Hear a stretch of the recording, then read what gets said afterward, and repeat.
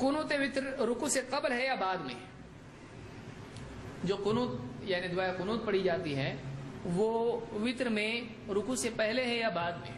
راجح قول یہ ہے کہ وتر سے یہ رکوع سے پہلے ہے، لیکن اگر کوئی رکوع سے بعد میں پڑھ لے تب بھی اس کی ادا ہو جاتی ہے۔ یہ علماء نے قنوت نازلہ پر قیاس کرتے ہوئے کہا ہے، لیکن زیادہ صحیح بات یہی ہے کہ آدمی کو رکوع سے پہلے ہی کرنا چاہیے۔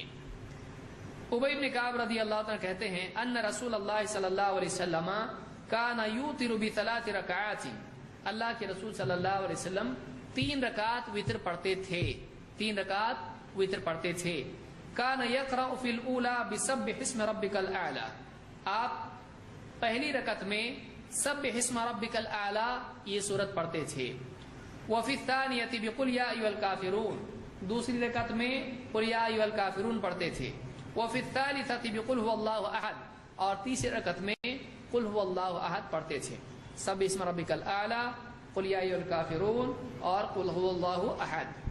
وَيَقْنُتُ قَبْلَ الرُّكُوعِ، اور آپ قنوت کرتے رکوع سے پہلے، آپ صلی اللہ علیہ وسلم رکوع سے پہلے قنوت کرتے تھے۔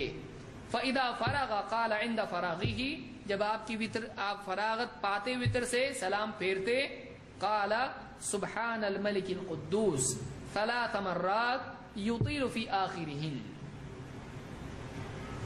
آپ 3 بار کہتے۔ جب وتر ہو جاتی، وتر کے بعد کیا کرنا چاہیے؟ وتر کے بعد بہت سارے لوگ اللہ اکبر استغفر اللہ استغفر اللہ، کہاں سے لایا؟ فرض کے بعد ہے، وہ تراویح میں بھی پڑھتے ہیں لوگ اس کو، تراویح کے اندر نہیں ہے وہ، یاد رکھیے اس کو اچھی طرح سے۔ ہر 2 رکعت کے بعد سلام پھیر کے لوگ کیا کرتے ہیں؟ کیونکہ جماعت کی عادت ہو گئی نا فرضوں میں، تو یہ بھی جماعت ہے، تو اب کیا ہوتا ہے؟ سلام پھیرا تراویح میں 2 رکعت پر، اور اس کے بعد اللہ اکبر استغفر اللہ استغفر، یہ ثابت نہیں ہے۔ یہ کب ہے؟ فرض نماز کے بعد ہے، تراویح میں اس طرح کا ثبوت نہیں ہے۔ اور جب پوری تراویح ہو جائے، وتر بھی ہو جائے، وتر کے بعد کیا کہنا چاہیے؟